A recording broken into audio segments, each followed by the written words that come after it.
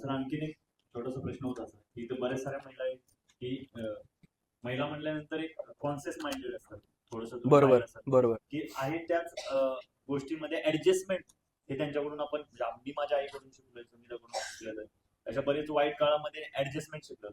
पण व्यापारामध्ये काय होतं, कधी कधी लार्ज स्केल सुद्धा वागावं लागतं, सोडावं पण लागतं, सोडायची पण भावना लागते. तर तिथल्या बऱ्याच साऱ्या महिलांना मला तुम्हाला हे सांगायचं की यांचा ग्रुप पण असतो. यांच्या ग्रुपला ज्यावेळेस ते साड्या विकतात, ज्वेलरी विकतात, त्यांचा जो ग्रुप आहे तर त्याच्यातून काहीतरी अर्निंग होतं.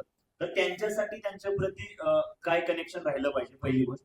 दुसरी गोष्ट, पैशाची मॅनेजमेंट कशी केली पाहिजे, म्हणजे ऍडजस्टमेंट मधून बाहेरून मिळणाऱ्या पैशाची मॅनेजमेंट कशी केली पाहिजे.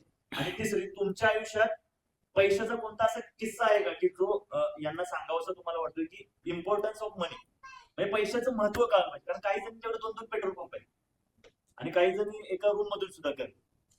बरोबर, पैशाची व्हॅल्यू ऑफ मनी.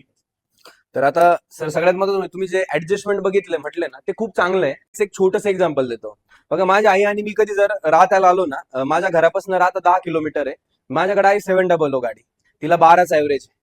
तर म्हणजे मला कमीत कमी 150 रुपयाचं डिझेल लागतं गाडीला. पण माझी आई आहे ना, त्या भाजीवाल्यासोबत 2 रुपयावरून बार्गेनिंग करते. आणि हा महिलांचा सगळ्यात प्लस पॉईंट आहे. मी तिला कधी कधी म्हणतो, अगं तू 150-200 रुपये खर्च करून आपण गाडीला डिझेल गेले, तू जाऊ दे ना 5-10 रुपये. आता ही ना, त्या दिवशी आम्ही कर्नाटकला फिरायला गेलो होतो. ते मोठी केळीची असते बघा, तिथं विकतात ते मोठं, ते घेतलं आम्ही.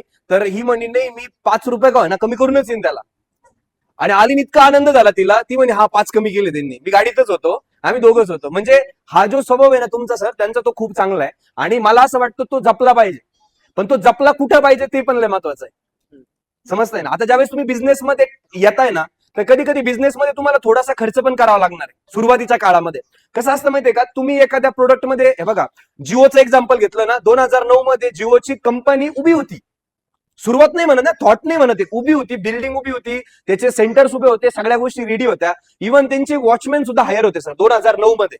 2014 मध्ये जिओ मार्केटमध्ये आलं, पैसे टाकले त्यांनी कधी 2009 मध्ये उभं होतं. त्याचा आता 5 मध्ये टाकले असेल, एवढं मोठं इन्फ्रास्ट्रक्चर 1 वर्षात 5 वर्ष लागले असेल.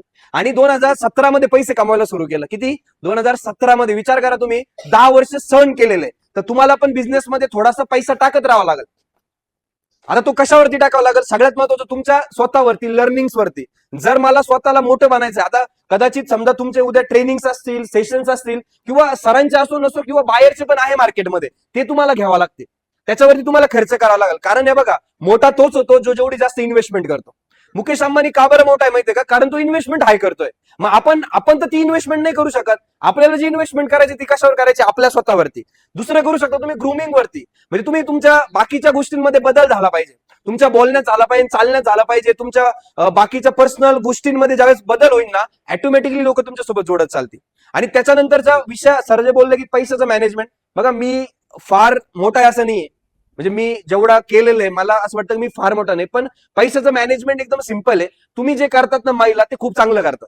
म्हणजे माझे आज पण माझा जो प्रॉफिट येतो, किंवा मला पर्सनली 3-4 लाख रुपये मी पेमेंट घेतो, तर ते मी माझ्या आईकडे देतो आज पण. कारण मला माहितीये माझ्या आईला तिनं 12-13 रुपयापासून काम केलेलं आहे. आता लास्ट ज्यावेळेस काम सोडलं 2017ला, तर 150 रुपये हजेरी होती. 150 गुणिले जर तुम्ही 5 दिवस काम राहतं बायकांना, बरोबर ना, काम ह्याच्यामध्ये मजुरीने, तर 700-800 रुपये यायचे. तर 700-800 रुपये तिनं सगळं मॅनेज केलंय. मला 2 बहिणी, मी, आमचं घर, वडील ड्रिंक करायचे, या सगळ्या गोष्टी मॅनेज 750 रुपयामध्ये केलंय. तर मला माहिती ती मॅनेज करू शकते. तर मॅनेज करण्याचा प्रिन्सिपल तुमच्याकडे आहे. फक्त अनावश्यक मनी नका धरून बसू. कारण जर तुम्ही पैसा जर धरून बसले ना, तर पैसा मोठा नाही होत. पैसा तुम्हाला टाकत राहावा लागेल. आणि माझा जो किस्सा आहे की यार, खरंच ज्यावेळेस पैसे वाचतात ना, तर नंतर फार मोठे पैसे येतात. म्हणजे मला सांगायचं काय, 2018 मध्ये मी सर ग्रॅज्युएटच्या सुरू केला. 2021 पर्यंत मी ग्रॅज्युएटच्या मधून फक्त बेसिक गोष्टी पण पूर्ण करू शकलो नव्हतं. म्हणजे मला 10-20 हजार रुपये पण भेटले नव्हते. कारण 2018 ते 2021 एंड पर्यंत मी सगळा पैसा ग्रॅज्युएटच्या मध्ये टाकत गेलो. आज मला एवढे पैसे भेटले ग्रॅज्युएट मधून की जे मी इमॅजिन पण नव्हते केले. म्हणजे आज मी एवढा चांगला पैसा कमवतो ना, की आज मी जरी थांबलो इथं, माझं वय 28 आहे, ह्या एज मध्ये जरी मी थांबलो आता, तरी मी सर जगू शकतो. एवढा पैसा, एवढं माझं ड्रीम होतं की यार माझ्या आईकडे 2-4 तोळे, 2-4 नाही, एखादा तोडा सोन्याचं माझं ड्रीम होतं 1 kg गोल्ड घ्यायचं आईसाठी. मी घेतलंय ह्या एज मध्ये. म्हणजे या सगळ्या गोष्टी का बरं पॉसिबल आहे? त्यावेळेस मी टाकत गेलो. म्हणून जर तुमच्याकडे थोडासा पैसा येत असेल तर तो टाका. जर समजा सरांच्या थ्रू तुम्हाला हेल्प लागत असेल, सरांची हेल्प घ्या. किंवा बाकीचे पण फायनान्शियल गुरुज आहे. आणि मला सर असं वाटतं की तुम्ही थोडं थोडं आता इन्व्हेस्टमेंट वरती पण चालू करा सुरुवातीला. म्हणजे ज्यांचा इन्कम 50,000 60,000 प्लस आहे त्यांनी, जोपर्यंत 50,000 इन्कम होत नाही तुम्हाला काय वाटतं मी हे पण करल, मी ते पण करल, मी ते पण करल, नका करू. एखादच पैसे टाका. माझे सर क्रिप्टोमध्ये पैसे होते, मी रिअल इस्टेटमध्ये प्लॉटिंग मध्ये पैसे टाकले होते. मी 2025च्या 3-4 महिने आधी सप्टेंबर ऑक्टोबर मध्ये मी सगळे पैसे रिटर्न घेतले आणि मी आता माझ्याकडे पैसे ठेवलेले. मला हा माझा म्हणजे प्रीमिक्स किंवा माझा जो ग्रॅज्युएटचा ब्रँड आहे तो मोठा करायचा आणि मी फोकस फक्त याच ब्रँडवरती. लक्षात घ्या. म्हणून तुम्हाला जो काही पैसा भेटेल ना तो त्याच धंद्यात टाकत चला. त्याच तुम्ही जर 1-2 साडी घेतली, 4 साड्या घेतल्या तर नंतर पैसा मोठा होईल. आणि त्याच्यानंतर सर बोलले की काहींचे पेट्रोल पंप आहे, काहींचे घरातून करताय, काही प्रॉब्लेम नाही. बरोबर ना. सगळ्यात महत्त्वाचं म्हणजे तुमचे स्वप्न किती मोठे ना. बघा मी ज्यावेळेस सुरुवात केली होती ना त्यावेळेस आमच्या भागामध्ये खूप लोक मला हसत होते की यार काय करतोय हा, आई कामाला जाती, चांगला क्लास घेत होता, कशाला चहा विकतोय, आता हा तर पंतप्रधान होईल. बरोबर ना. मी माझ्या मित्रांना सांगायचो की यार आपण 4 व्हीलर मध्ये फिरू चहाच्या माध्यमातून, अरे आपलं चांगलं प्रीमियम ऑफिस राहील चहाच्या माध्यमातून. पोरं माझ्याकडे बघून हसायचे मला पोरं म्हणजे तू गाडी तो ऑफिस आला का मग आपण फिरून मजा करू. नाचतेच झालंय. कारण सगळेजण म्हणले ना, देवाने पण ऐकलं, देव म्हणला तताच तू. आणि झालंय ते. म्हणून तुम्ही कुठून सुरुवात करता हे मॅटर करत नाही, तुम्हाला जायचं कुठे ते सगळ्यात जास्त मॅटर करतं. आणि इथे एक छोटंसं एक्झाम्पल सांगतो. पोटाला चिमटा घ्यायला शिका सुरुवातीचे 2-3 वर्ष.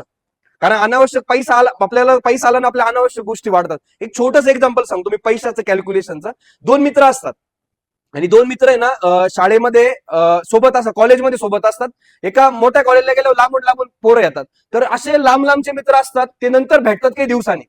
तर दोघांचे स्वप्न, दोघं हुशार असतात, ते भेटतात. तो जो एक श्रीमंत झालेला असतो, एकाकडं BMW गाडी असते आणि दुसरा गरीब एकदम स्ट्रगल मध्ये असतो. तर जो श्रीमंत असतो ना तो काय रे का बरं ह्या गोष्टी झाल्या, म्हणजे तू का बरं एवढा मागं राहिला, तो काय यार परिस्थितीने झालं, हे झालं ते झालं, अशी तो कारण द्यायला सुरुवात करतो.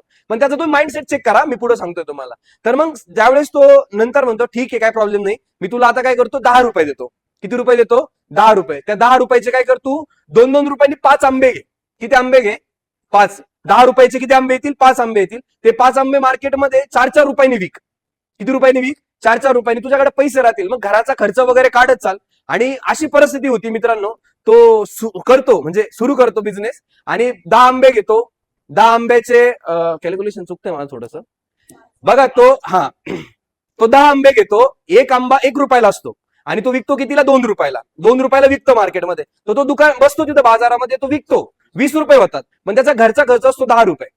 मग तो ते 10 रुपये काढतो. परत दुसऱ्या दिवशी काय करतो, 10 रुपयाचे 10 आंबे घेतो. त्याचे किती रुपये होतात? 20 रुपये होतात. असं सुरू असतं, कंटिन्युअसली सुरू असतं. एक दिवस काय आता माहितीये का, तोच ज्या BMW वाला मित्र आहे ना तो तिथून जात असतो आणि त्याचाच मुलगा त्याचा आंबा उचलतो. बरं आता ज्या मित्रांनी सुरुवात करून दिली त्याच्याकडून म्हणू शकतो का 2 रुपये दे? नाही म्हणू शकत ना. मग तो काय करतो, नाही घेत. त्याच्याकडे त्या दिवशी किती रुपये येतात? 18 रुपये. परत तो 10 रुपये घरी वापरतो आणि किती रुपये राहतात? 8 रुपये. 8 रुपयाचे किती आंबे येतात? 8. विकतो. दुसऱ्या दिवशी किती रुपये होतात? 16 रुपये. 10 रुपये घरी काढतो, 6 रुपये राहतात. 6 रुपयाचे परत 6 आंबे आणतो, विकतो. किती होतात? 12. 10 रुपये घरी वापरतो, 2 रुपये. 2 रुपयाचे 2 आंबे आणतो, त्याचा घर खर्च पण नाही निघत. आणि मग नंतर परत ते दोघं मित्र भेटतात. ते म्हणतात अरे मी तुला तर चांगली ऑपॉर्च्युनिटी दिली होती, मग का बरं तू परत तसंच राहिला? मग इथं माइंडसेटचा गेम झाला. तो यार असं असं झालं, त्यांनी सगळी स्टोरी सांगितली, तुझा मुलगा आला, हे झालं ते झालं. अरे तो किती मूर्ख आहे यार तू अजून पण गरीब राहण्याचं कारण तेच आहे, कारण तुझा माइंडसेटच गरीब आहे.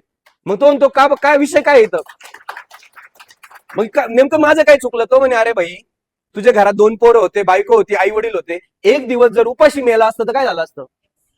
मग जर त्यांनी एक दिवस पोटाला चिमटा घेतला असता आणि 10 रुपयाचे किती रुपये झाले त्याचे? 20 रुपये. त्या 20च्या 20 रुपयाचे आंबे आणले असते, किती झाले असते त्याचे? 40 रुपये झाले असते. 10 खर्च केला असता किती झाले असते? 30चे आंबे आले असते. परत किती झाले असते? 60. 10 रुपये खर्च केले असते 50. असा तू मोठा झाला असता. आणि हेच तुम्हाला करावं लागेल सुरुवातीचे 1-2-3 वर्ष. सुरुवातीचे 1-2-3 वर्ष जो प्रत्युष मधून पैसा येतोय तो प्रत्युष मध्ये इन्व्हेस्ट करा. प्रत्युष त्याच्यानंतर तुम्हाला एवढा पैसा देईल, सर देईल ना, 100% देईल तुम्हाला. तर तो मोजता येणार तुम्हाला. येस.